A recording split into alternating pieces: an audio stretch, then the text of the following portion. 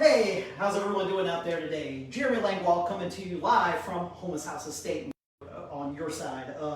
We've been having so much fun cooking, and we had such a great response last week from our crawfish etouffee video we did, where people put in the comments where they were watching the video from. That was just so great to read all them comments and answer your questions. So thanks so much for doing that. If you like what we're doing here, hit that like button, drop us a comment, say hello. And also, we are live today. So as we start to cook, if at any point you got some questions, my friend Jessie behind the camera is watching the comments, and she'll get my attention, and we're happy to answer your questions. So let's talk about what we're going to be cooking today. Today I wanted to cook some lobster. I absolutely love lobster. I can cook it. And with lobster, of course, can't beat it. One of the traditional ways is to just boil your lobster, eat it a little lemon juice, a little pulled salted butter. You can't beat it. Absolutely love it. But of course, what I wanted to do is just show you one other interesting way that this is probably my second favorite way on how I like to prepare lobster. And that's we're going to cook the lobster, we're going to pull the meat out of it, make a stuffing, put it all back in the shell, and then bake it. And it makes just a really great looking, really wonderful dish that can be prepared ahead of time. And I really think you can do it at home as well. So before we get started, one thing that we are going to talk about is just lobster itself. We're cooking lobster. Let's really kind of talk about some of the mistakes, some of the pitfalls that you might fall into when cooking it, and some things that we can do in preparing it perfectly. So as you'll notice is we're not going to boil the lobster live here on stage, but of course, always quality of ingredients is just so important. You can get frozen lobster tails, those are great, but you can't bring it at home. However, I did want to just touch on that real quickly. You know, one thing as a chef that is just extremely important to me is not just everything that we do is really respecting and appreciating our ingredients. So I just wanted to quickly touch base about how we handle live lobster here at the restaurant, and maybe point out some pointers that you might not be aware of and you can incorporate into your own home cooking. So whenever we get the lobsters live, one thing that we prefer not to do is to just take that live lobster and then put it right into boiling salt and water. Supposedly, as far as some of the ethics and just what the lobster is able to sense, what we like to do is we actually like to prepare the lobster ahead of time before we boil the lobster. And that's just really, again, it's coming back to appreciating and respecting our ingredients and really trying to get the best product. And I didn't want to do it live on stream today, just in case anybody's squeamish, but this is something that you will encounter when you go to cook lobster, so I felt it was important to touch base on it. It's still live, which that's how we got them. And what we actually like to do is, if you look at the head, and you can see on the head where it is, I'll take my knife and just quickly give it a quick push on it and then pierce the top of the lobster. And what that does is, through the literature, instantly kills the lobster. It feels nothing, and then we go ahead and prepare it. Again, just wanted to touch base on that. Just, we want to respect and be as ethical as we can with everything that we do, and I figured this was something important that I like to touch upon as we do it. But once we are at that point and we do go to boil the lobster, I'm not doing it here on the video, but I'm going to walk you through it. This is let's say we're starting with, typically you're going to have a lobster that's going to be about 1 to 1.5 pounds. At that time, we would plunge the lobster into boiling salted water for 6 minutes. Every time we add a ½ pound more, add another minute. So if it was a 1 pound or 2 pound lobster, then we're going to boil for 7 minutes, and so on and so forth. And then just set you a timer, and then what we do is when we pull the lobster out of the boiling water, we plunge it directly into ice water. And that's because, A, it does a couple things. If we were to just pull the lobster out and you were to eat it right then and there, fine, with your butter and your lemon, that's great. But by plunging it into that ice water bath, it's going to instantly stop that lobster from cooking, so we don't have to worry about the meat overcooking. Plus, we're going to be handling the lobster, and the lobster is real hot whenever it comes out of the water, so having it chill allows us to be able to handle the lobster itself. Okay, so now that we're at that point, let's go ahead and get started. So we have our boiled lobster. I like to go ahead and take the big claws off and pull the meat out of those. I got, just for time purposes, I already got one where, whether you have lobster crackers or sometimes for this, I literally just use the back, and then allows us to pull the lobster meat out. And what we're going to be doing is, with all the lobster meat, is just giving it kind of a quick, chunky, not doesn't have to be perfect, quick, chunky dice We're going to put that in a bowl. Now what we're going to do is I'm going to remove the tail off the lobster. To my Louisiana friends over there, it's just like pinching the tail of your crawfish. And then once we're at this point with the tail removed, I'm going to lay that in. You got the little separations of the shell. I like to go ahead and put the knife on there, and I'm just going to push down. And I'm looking to split. A good knife will split this lobster tail in half. Boom. That's where we're at right now. If you see any of the veins right now, you can kind of pull those out. And then, just at that point, it's real simple. Just to peel that beautiful lobster meat right out of the shell. I'm going to save the shells. I'm going to put that right there. We can save all of our shells and boil them to make a stock if you'd like to. But now we got the meat out. And again, if you look at this meat itself, it's just a little bit rouge. It's not 100% cooked. We do come back and our stuffing is made and we bake the lobsters again. That little bit of undercooked meat will eventually cook whenever we're reheating the lobster. So again, we got our meat. We've basically taken the lobster, we boiled it, we've removed the claw meat, we've removed the tail meat, and we've just given it a nice chunky dice. We put that in a bowl. Everybody with me? That's where we're at right now. Quick clean of the cutting board, and we're going to move on to adding some stuff. Now it's almost like making a crab cake or a crawfish cake or something like that. We're basically going to make a very simple stuffing, but we are going to add one fun, interesting ingredient to it, which we'll get to in a second. First, I'm going to start off with a little bit of diced red onion. Some red and green diced bell pepper. It's going to go right in. You'll notice everything here is raw. I really like that. Sometimes for certain recipes, when you're making the stuffing, you can actually saute your vegetables and then cool them and then add it to it so your vegetables are cooked.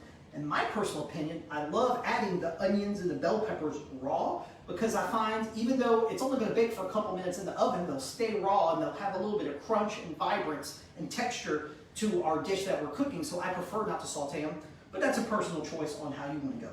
Now we're going to add our papaya. Now this is what we're doing. We're doing papaya stuffed lobster. So that's just, summertime seafood. Anytime I can get some of these great tropical fruits, I love trying to find ways where I can incorporate them in savory ways like seafood. A la we've had our crab and mango cake. Same kind of thought. This is lobster and papaya. So let's talk more about papaya so we're all on the same page. If you're not familiar with it. We got us a papaya here, and let me just show you how we just prepare it, because there is a couple little tricks. Anytime I'm working with anything on a cutting board, I always want to stabilize it first. So what we're going to do is I'm going to cut the bottom off to where it's flat, so now I can work with it and don't have to worry about it rolling too much on. I'm going to go ahead and just give it a quick, you can use a potato peeler, but we're just looking to remove that skin. But I'm just going to use a knife, being careful not to cut too much of that fruit flesh, and I'm just going to give it a quick peel. Now I would peel the whole thing, but for time purposes, we're just going to peel it one half because we're going to split it in half, and this is what you get if you've never split a papaya in half before. This is what you're going to get. It's got a lot of these seeds, nothing to worry about. I got a little bowl here just to catch them. We're just going to take and gently scrape those seeds out of there. It's going to be almost kind of stringy, the flesh in the middle, and we can just kind of scoop all that out. I'm not looking to destroy the papaya too much. Just get all that out of there. And now we're just ready to, at this point, you can lay it on your cutting board and we can start to just dice this papaya.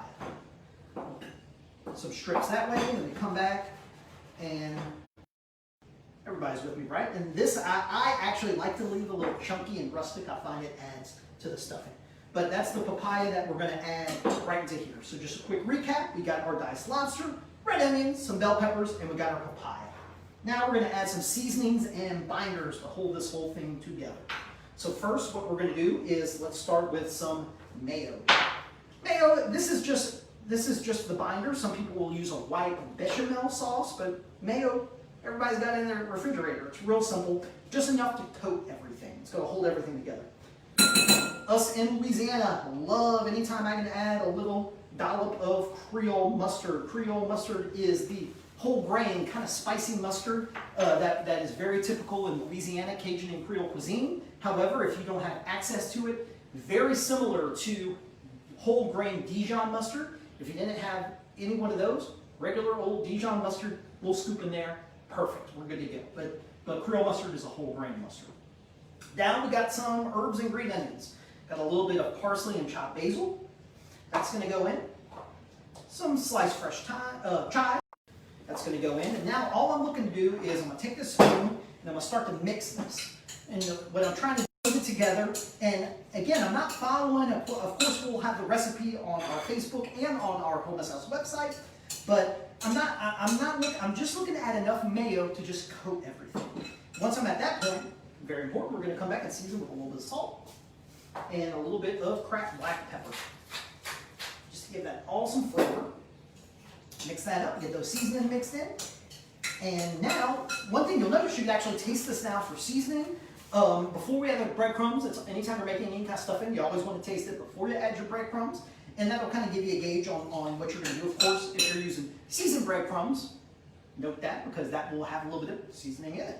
So we can put that in, but you can actually taste this now because there's nothing raw in here. There's no raw egg yolk. The lobster itself is cooked.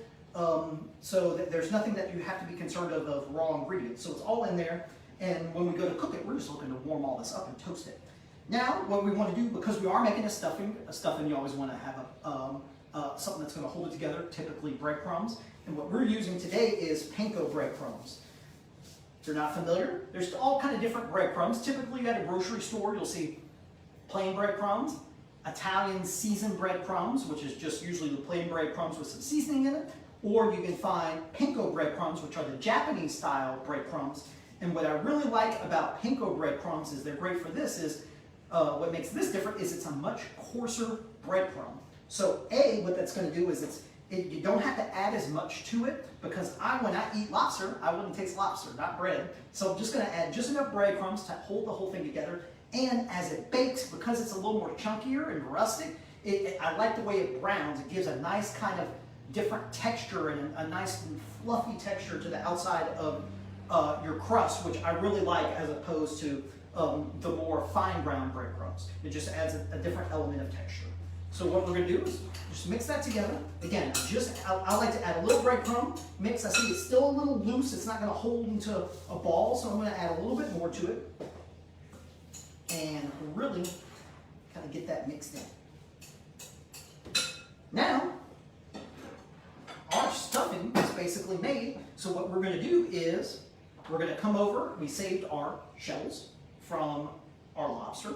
Now we have this beautiful stuffing. I'm just going to get in there with my hands, and you'll see I'm going to take that stuffing and I'm going to come back and I'm going to stuff the cavity of the shell and really just kind of put that stuffing in there, and you'll notice it's going to be kind of beautiful and overflowing, and that's what we want. We want to have a lot of good lobster in it because how I do it is we've diced and we've incorporated all the lobster meat from the whole lobster and put it back in the tail. So it has that claw crab meat along with that tail crab meat. I really like that because the claw crab meat and the tail crab meat have two slightly different flavors. I find that the claw has a lot of rich flavor and the tail has a little bit more delicate flavor. So you get the best of both worlds by mixing them. One more tail here. We're going to get that in there. Now, how easy is this? Now, we have our two stuffed lobster tails.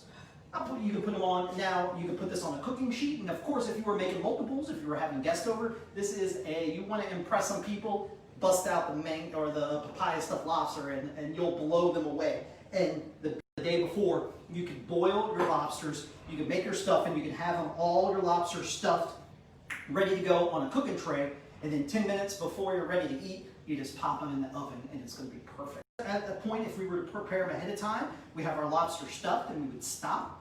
You'd wrap this up and hold on to it. But when you are ready to go to an oven, you want to set your oven to 350 to 400 degrees. Nice hot oven. And what we're going to do is right before we pop them in, I take a little bit more of panko and I just put a little, I don't like to go too heavy because I don't like too heavy of a crust, but I just sprinkle a little of these breadcrumbs on top because you'll notice whenever the breadcrumbs themselves are in the stuffing as a binder, all the mayo and all the different ingredients causes those breadcrumbs to get wet. These are going to get dry. Will be dry, and whenever we put this in the oven, that 400 or 350 degree oven, for about 10 minutes, it's going to be perfect. But don't worry about the time. What you want to do is you're going to pop this in the oven, and what you're going to do is every 5 to 6 minutes, just give it a look. Everything's cooked on here. We're just looking to get some nice color. So as they start to bake, what's going to happen is the lobster itself, you're going to get the crust on the outside is going to brown, and then you'll start to see a little bubbling on the sides of the shells. That's exactly what we're looking for. Once you see that bubbling, you'll know all that lobster meat is nice and hot. You got it perfect. So now all we got left to do is plate this bad boy up. So let's come over here, let's get this out of the way. Get this nice Houmas House plate here. And you can serve this with anything you like. If this was served with pasta, anything fantastic. But this stuffed lobster, this has been a dish that we've had on and off our menu throughout the years at Houmas House, and it's become one of the dishes that we're really known for. And I just love making it. I love how you can just prepare it ahead of time, pop it in the oven for a few minutes, and it comes out perfect. I like to put a little bit of balsamic and green oil, which you know we use often on our streaming. But honestly, we typically don't serve this with a sauce, but hey, you guys let me know what you think. Any kind of cream sauce or anything like that is absolutely fantastic for this. But there you go. This is our lobster stuffed with papaya. Thank y'all so much. Look forward to any of your comments. If any questions, hit us up in the comments section. I'm on it all the time and happy to respond to any of them. With that said, thank y'all so much. We'll see y'all next time.